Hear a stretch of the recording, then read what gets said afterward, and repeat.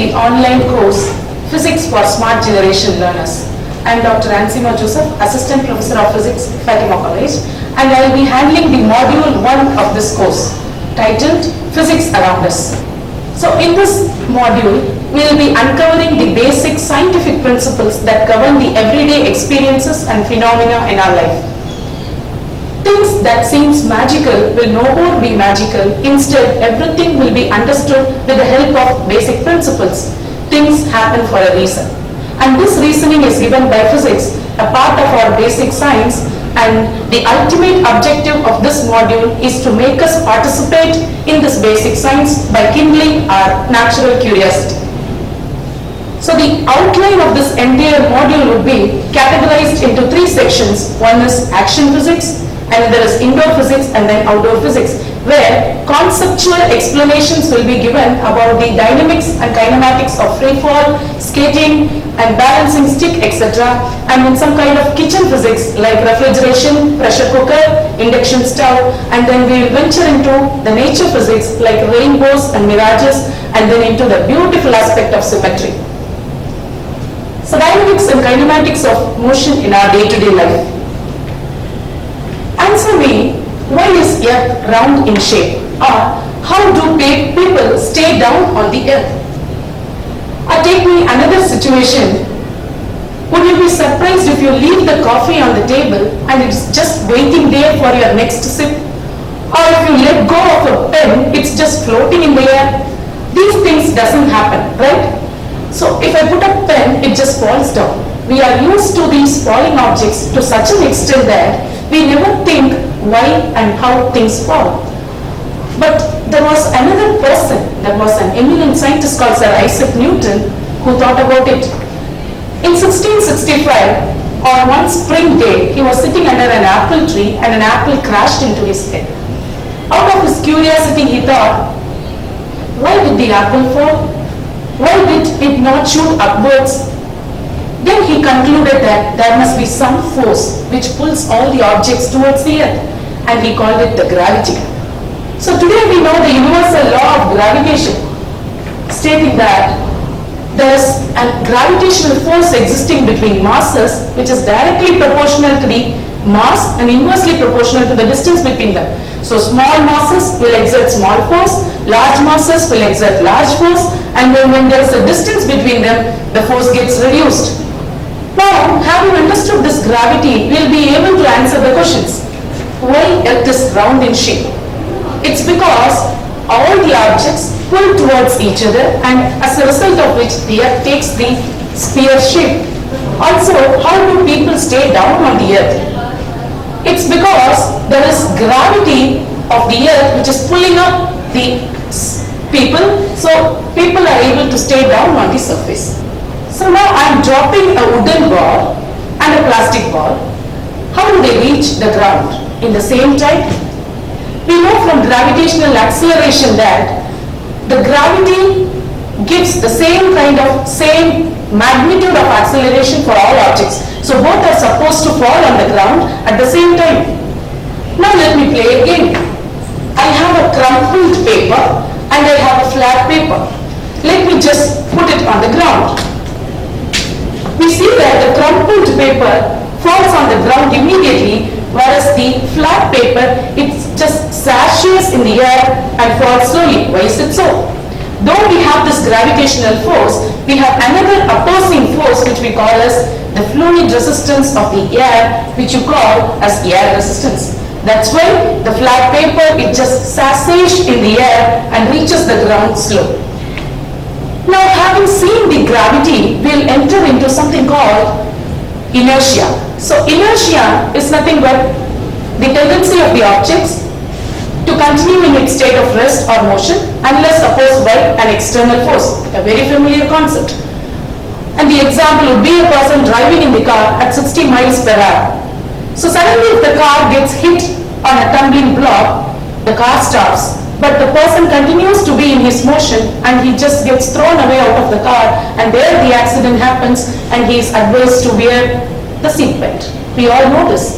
But inertia doesn't stop there. We have a counterpart of this inertia which you call as rotational inertia.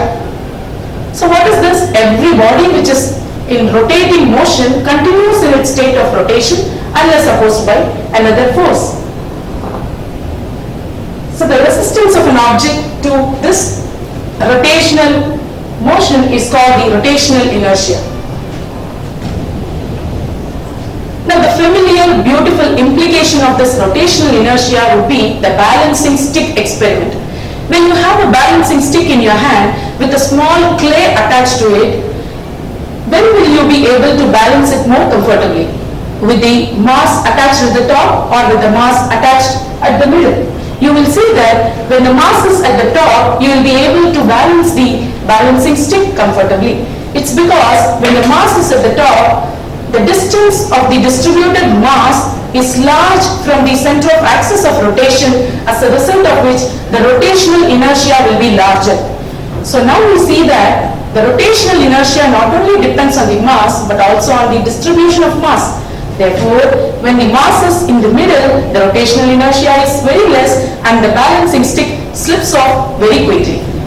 Another example of this beautiful physics law would be the person running on a ground. So we see that always we will have our legs to be bent instead of stretched legs while running. It's because the bent legs would imply lesser inertia, whereas stretched legs would imply larger inertia, as a result of which running faster would imply bent legs. Now we'll go into another beautiful aspect of motion, which you call as the spinning motion. What kind of spins do you see in this figure? So we see that the person who is spinning with his arms stretched has his velocity very slow. He spins slower, whereas with his arms towards the chest, he is able to spin faster. Why is it so? It's because of the law of conservation of angular momentum. So what does it speak about? So according to that law, when our arms are pulled apart, we have the inertia to be larger, whereas when the arms are pulled towards the chest, the inertia is less. And conservation of momentum says that the product of the inertia into the angular acceleration should be a constant value. So when there is a larger inertia, the omega should decrease in order to retain the constant value. And when inertia is small, the omega should be large to retain the constant value. Therefore, we see that when the arms are stretched apart, the person spins faster, and it's vice versa in the other case. So having seen all this motion physics, action physics phenomena, now we'll enter into the kitchen physics. So kitchen physics, we have so many gadgets in our kitchen. So one such gadget is the refrigerator or the freezers. So in this hot summer, people take drinks from this refrigerator and chill down themselves. So what is the phenomenon behind these refrigerators? So the refrigerators, they have four prominent parts. You call them the compressor, the condenser coil, the expansion valve, and the evaporator coil. So in the refrigerators, you have a refrigerant gas. So once the temperature is set inside the refrigerator, the compressor, the thermostat switches on the compressor which is like a cycle pump, bicycle pump, squeezes the gas into a smaller volume. So as the volume is decreased, your pressure gets increased. Boyle's law says that. So Boyle's law, according to Boyle's law, constant temperature, when volume is increased, when volume is decreased, the pressure gets increased. Inverse relation between pressure and volume. So here, the refrigerant gas gets increased in its pressure, and this increased pressure gas, squeezed gas, gets into the condenser coil which is present outside the refrigerator. So there is a condenser coil through which this gas moves, and while moving, it just gives off its heat and gets condensed into liquid. So from gaseous state, it has gone into the liquid state. This liquid, once it has gone into this phase transition, it just opens up the expansion valve. So the expansion valve is like a pipe, and it just opens up, and this liquid is let into the refrigerator again. So into the refrigerator, when this liquid gets in, it sees the temperature to be high there, and it absorbs the heat and becomes the gas again. So this gas, which is in the evaporator coil, it just moves through this refrigerator and it's ready for the step 1. So this process continues from the compressor to the condenser to the expansion valve and to the evaporation coil. So thus the heat which is there inside the refrigerator is taken out and the refrigerator temperature is maintained at a low temperature. Now having seen this refrigerator, we will now enter into an amazing cooking tool which you call as pressure cooker, which is there in every kitchen shelf today. So what is this pressure cooker? So pressure cooker, it cooks meat and vegetables in a very short time when compared to the longer time which takes in regular cooking. For example, data shows that potatoes which take around 1 hour in regular cooking is cooked within 10 minutes in the pressure cooker. So how does that happen? What is the special principle behind this pressure cooker? So we know that water boils at 100 degrees Celsius. But do you know that it is only at the normal temperature, normal atmospheric condition? So when we reach up to Himalayas or Mount Everest, we see that the same water boils at 71 degrees Celsius. So the exact same thing happens in the pressure cooker but in the opposite way. So as we increase the pressure, what happens is the boiling point of the water reaches a higher value because the pressure has no other way to escape out. So with this increased pressure, what happens is we know that we have an ideal gas relation. We have an ideal gas relation connecting the increased pressure and the increased temperature. So as pressure is increased, the temperature is also increased. So you say that there is a larger boiling point. So steam starts building up. So with this steam, which has got no other way to escape, miracles start happening. So what happens? With the large trapped steam, the water which is present in the food particles will let a way for the steam to go into the food particles there and the food particles gets cooked. Or another way, I'll put it like the steam is like an invisible hand pushing on the food particles which is present and the food particles just gets cooked. You may ask why the food particles are not smashed then? Because the force, the pressure which is given on the food particles is even or homogeneous throughout the surface, so the food particles remain unsmashed. So this is the beauty of the pressure cooker. Now having seen this pressure cooker and refrigerator, today's urban homes, they also find another tool which you call as induction stoves. So what are induction stove? What is so special about induction stoves? Induction stoves, they have a cooktop which will be never hot. Instead, it will remain chill, but the food which is kept in the vessel over it will just get cooked. How is that happening? So you say that the conventional method of cooking is not employed in induction stove. The conventional method, it involves flames. So these flames will generate heat outside and this heat will in turn be conducted to the vessel. That vessel will have the food and you call this as thermal conduction. But in induction stove what happens is the vessel itself becomes the generator of heat, the source of heat. There is no flames from outside, so that heat will cook the food inside the vessel. So elaborating it, we say that the parts of the induction stove has a prominent electric coil and a ferrous part or the cooking vessel for the induction stove. There are two prominent parts actually, the coil plus the ferrous part. What happens? Once you switch on the induction stove, the coil gets powered. Strong electromagnetic field sets up because in the rotating coil, once the field is oscillating, you get an electromagnetic field. So this field will be able to penetrate through vessels, not all vessels but only ferrous vessels. So you will see that the induction stove comes along with specific type of vessels. So these fields get penetrated into the vessels and once it gets inside, you see that it produces oscillating current which will be generating heat and that will cook the food. Now coming to the part of the oscillating electromagnetic field to heat, we see that once the field is penetrated inside, it becomes heat through two processes. One is eddy current generation and another is the magnetic hysteresis. We say that Eddy current is nothing but the current induced in the magnetic material due to the electromagnetic field. And magnetic hysteresis is nothing but the resistance of the magnetic material in opposition to the magnetization. So the material is magnetic, it opposes the magnetization coming from the electromagnetic field. So what happens is it opposes it, and that opposition is seen as the heat generation. This is how induction stove works. So having seen this kitchen gadget physics of pressure cooker, refrigerator and induction stoves, we will now open our eyes to the splendid masterpieces of nature. Something very beautiful, the rainbows.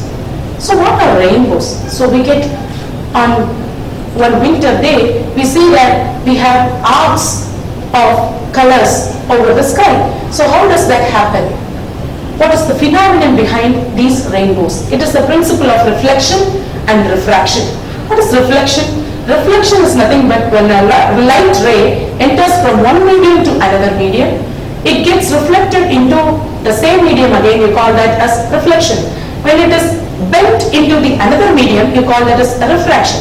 These two principles are used in the formation of rainbows. What happens is, on a rainy day, when raindrops are falling, and when the light rays from the sun strike the front and back portions of the raindrop, refraction and reflection successively happen.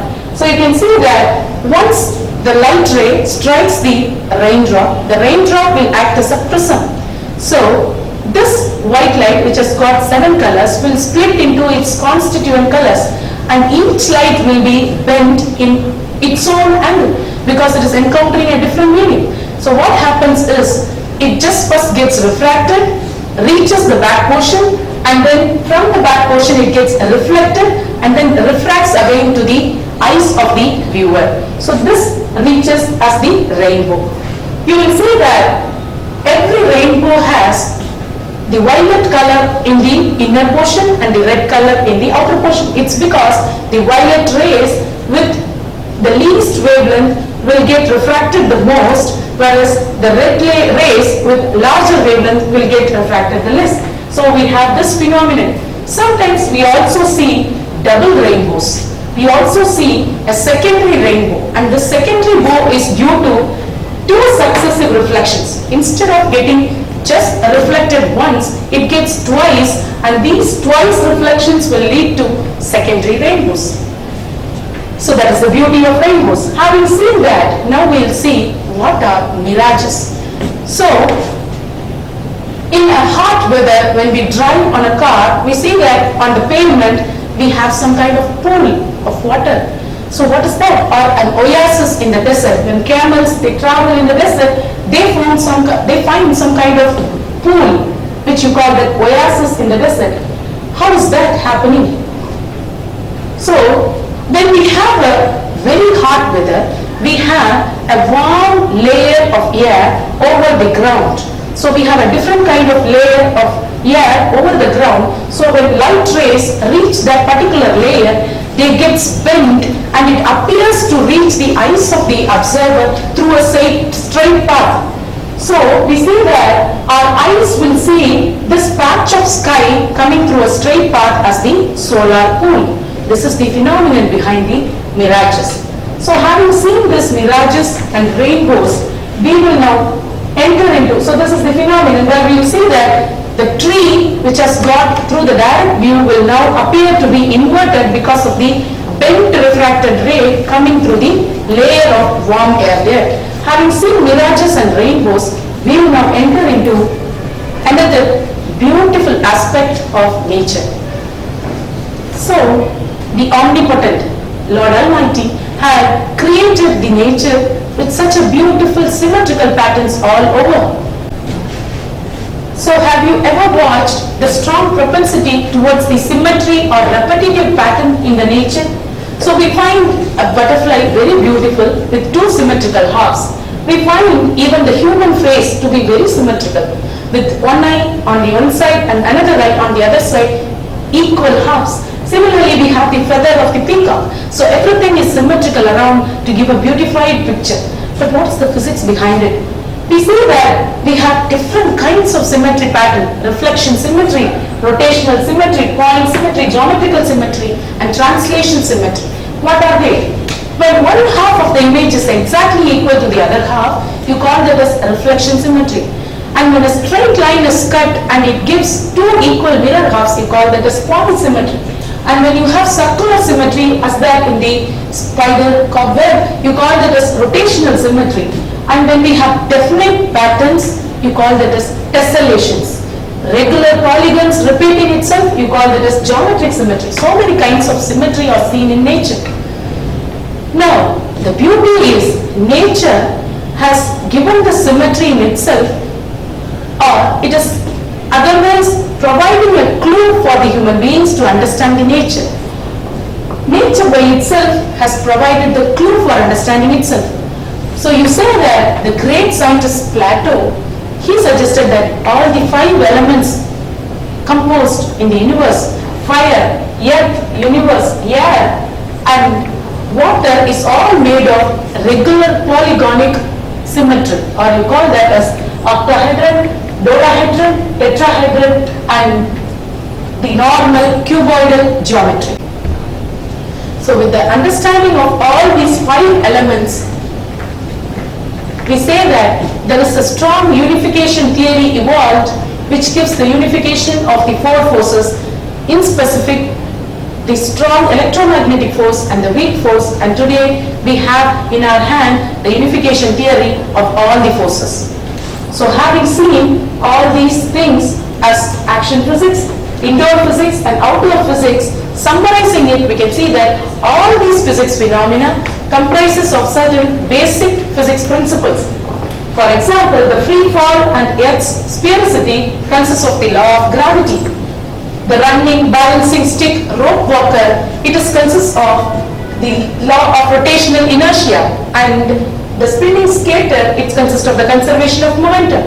And when we go to the kitchen physics, the Boyle's law, the Charles law, all these are involved. The temperature and pressure relation with respect to volume is involved, and we enter into induction stove, we get a beautiful phenomenon of electromagnetic induction inside.